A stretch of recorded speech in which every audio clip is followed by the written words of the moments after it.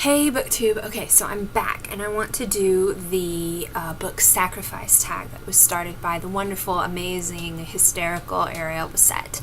And I have all of the prompts here on a sticky note, so I'm going to stick them right here so that I can see. Okay, so for the first scenario for the book Sacrifice tag, and basically what it is, as far as I can understand it, and it's really simple, is that there are some scenarios where you will be asked to sacrifice a book that you loathe, that you really, really hate. And that's my dog playing with her little hedgehog. Just try to ignore it. Anyways, Zoe, stop it. Anyways, so then, so you basically have to sacrifice a book that you really, really hate. So without further ado, the first scenario is you're hanging out in the bookstore or library, let's just be real, and, all of a sudden, bam, zombies apocalypse. It's like The Walking Dead out there. There's zombies running past the windows, there are zombies, piling into the bookstore. You don't know what to do, so you run to the back of the bookstore, and over the intercom system you hear the manager say that the army has released the secret to destroying the zombies, and what you have to do is you have to throw an overly hyped book at them. And so you know exactly what book you want to go and get, so you run to that section and you grab the book, and the book that I would grab would be Twilight. Whoa, there it goes. Twilight by Stephenie Meyer.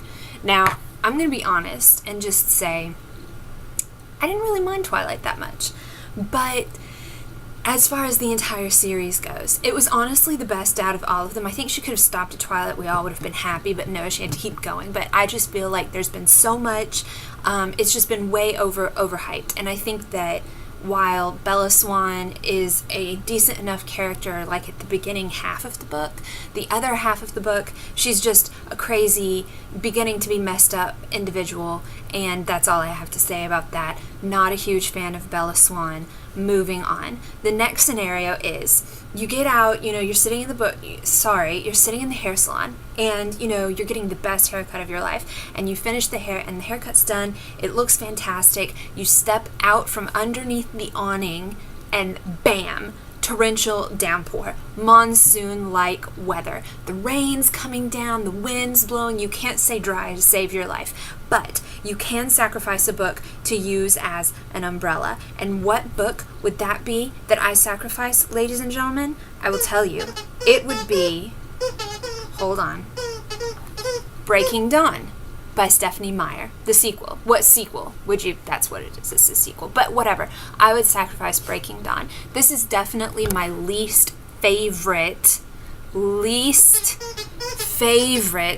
of the Twilight series, and that's saying a lot because I really dislike Twilight just in general.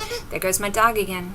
Anyways, I really dislike Twilight in general, but I especially dislike Breaking Dawn. And oh my god, okay. Let me say this. I have read all of the Twilight books. I was obsessed with Twilight. I went to the midnight release of the final book that I can't remember the title of right now, and I also went to the midnight release of the Twilight movie. So I have both been there and I have done that. And I like to say that I'm a reformed Twilight addict, a reformed Twihard. But specifically, why do I hate Breaking Dawn? It is all about Bella Swan. This girl is not who you want your daughters to be if you have daughters, not who you want your sister to be, your little sister, not who you want your best friend to be. If you ever have a friend that goes comatose for 7 months after her boyfriend dumps her, she needs to go to therapy because she has serious self-esteem issues. And that's what Bella Swan does. And then she puts herself in these incredibly dangerous scenarios where she's in danger of getting hurt just because she hears his voice. Obviously, she needs to be on some form of medication, and she needs to go and, Breaking Dawn is definitely not, I'm sorry, guys. I'm sorry, I just realized. Breaking Dawn is definitely not the sequel that I was meaning. New Moon. I'm trying to say New Moon. Bear with me real fast. Breaking Dawn I would also just destroy. Breaking Dawn is the last book of the series. I'm going to fix this for you. Hold on. Here we go. New Moon. Alright. I would sacrifice New Moon. There it is. I would sacrifice New Moon in a torrential downpour because New Moon is actually the one where I find Bella Swan to be just completely ridiculous. And Jacob's a good enough character. Like, he's a really sweet kid. Don't get me wrong. Very sweet kid. And I feel like he would have been really good for Bella. But I think that New Moon is the point where I like Jacob the best. I like Bella the least. And Edward is just like, whatever. I just don't, Edward. I guess I liked him in the first one. Did I? Maybe. Anyways, so in the event of a torrential downpour, I would sacrifice New Moon or any of the Twilight books. But moving forward, the next scenario is you're sitting in your English class and the professor's going on and on and on about this particular classic of literature that is just, you know, a marking point, a whatever you want to call it, a bookmark, whatever, in literature, in American literature, in British literature, whatever. And they are waxing so poetic about this classic that you just want to chuck the book at their face. And I would do this for this book. Even though I really loved my English professors in college and my English teachers in high school, I would chuck The Catcher in the Rye at my professor because, oh my God, I hate Holden Caulfield. I have never known such a whiny little bitch, excuse my language, except for Bella Swan. She's whiny too. But regardless, I would chuck Catcher in the Rye at my English professor.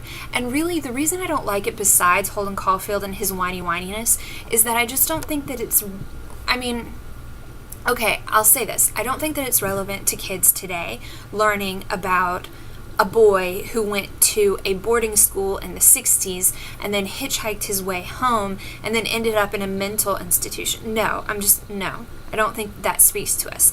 I feel like teens today would be better off reading something like The Perks of Being a Wallflower or any other of the young adult novels that address similar issues, but don't, you know, but boarding school? Who goes to boarding? Harry Potter goes to boarding school, and that's awesome. Boarding school? No. So I would chuck Catcher in the Rye at my English professor and feel absolutely no guilt whatsoever. So then the next scenario is you're in the library and all of a sudden you look outside and there is snow coming down, like a blizzard, like, oh my God, you're in Siberia in December and what the heck, because it's July and it's Georgia. So there shouldn't be any snow outside. Global warming at its finest, believe what you like. So then all of a sudden you get a call from home and it's your parents and they're like, burn whatever you need to burn books. Like, this is a time where you need to burn books because you need to stay warm because the temperature's dropped completely outside and it's July and you're in like a tank top and Sophies and flip-flops and you're just not ready to be outside. So the book that I would burn, I actually have two books that I would burn. Number one would be, of course, Breaking Dawn by Stephanie Meyer. And then the next book that I would burn, because I just feel like I need a lot of fuel, the next book that I would burn would be Eclipse. Hold on. Eclipse. Also by Stephanie Meyer. And really, this is just because I really hate the Twilight series. I feel like the first book, I feel like Twilight was okay. It was decent enough. And she could have stopped there. Bella Swan just took a nosedive off a cliff, literally and figuratively, in New Moon. I mean, she is just not a strong character. She's not a good role model. Why would you want your daughters to read these books? Why would that be? And this is another thing. How could Stephanie Meyer feel that Bella Swan's behavior towards Edward is healthy? I mean, because it's not. And Edward, don't get me started on Edward. Edward is an emotionally abusive, controlling vampire freak. No vampire should sparkle. Ask Spike and Angel. They know. And I mean, and I always like to bring up this situation from Eclipse because it really pissed me off on Bella's behalf. So first of all, the vampires, and mostly Edward, have forbidden her to go and see Jacob, even though he's her friend, because he's a werewolf and werewolves can't control their emotions and she might get hurt. Forget about the part where Edward was gone for like a year and she spent tons of time around the werewolves and she was fine. Forget all of that. And of course, now that Edward is back, Bella doesn't have a mind of her own. And so she sneaks to the reservation where Jacob is to visit him. And then she's driving to her friend's house to help her with whatever. And Edward freaking tailgates her. He tailgates her to her friend's house. I'm not okay with this. If any boy did this to me, I'd brake check the I can't say what I want to say. Anyway, I'd brake check him, get out of the car, and we'd have a little conversation about where exactly our relationship was going, because hell no, you're not going to follow me from my friend's house to my other friend's house. And then when she gets home, she's like worried about confronting him, and he's like, because she doesn't want to make him mad. And then she does, and he's like, do you have any idea how close I was to breaking the rules and going on the reservation? And then she's freaked out because he was going to risk himself. No, Bella. No. Okay. Mostly hate Twilight because of Bella Swan. That's pretty much it. Like, you need to stand up for yourself, girlfriend. This isn't healthy for you. This is just not healthy for you. I'm not sure what's going on with my hair right now. Okay. Not a healthy relationship whatsoever between the two of them. Hugely toxic. And then don't get me started about, Jacob and, I'm going to, just so you know, spoilers are about to happen. Don't get me started about Jacob and Renesmee. And what kind of name is Renesmee? I'm just asking. Okay.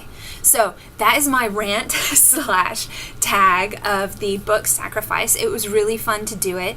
I think you kind of get a feel for how I feel about Twilight at this point. And I'm sorry if I, like Twilight, I'm never going to tell my daughter or my kids, if I ever have kids, that they can't read a certain book, but I'll just make sure that they know my mind before they read it. Yeah. Okay, thanks so much for watching, you guys. I love you. Bye.